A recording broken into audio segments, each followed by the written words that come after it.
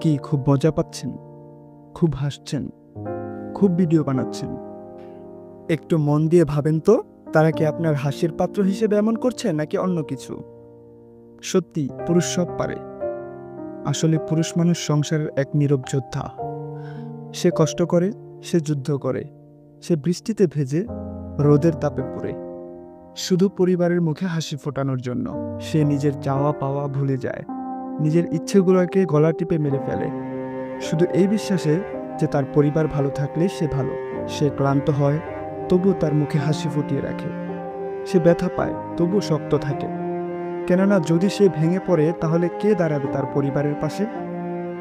একজন পুরুষ শুধু বাবা, ভাই, স্বামী বা ছেলে নয়।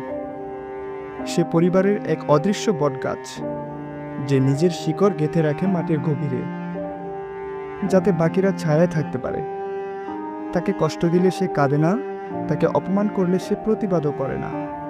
কিন্তু একবার যদি সে না থাকে, তাহলে বোঝা যায় পরিবারটা কে ধরে রেখেছিল। এই পৃথিবী বদলে যাবে একদিন, কিন্তু পুরুষের ত্যাগ কখনো বদলাবে না।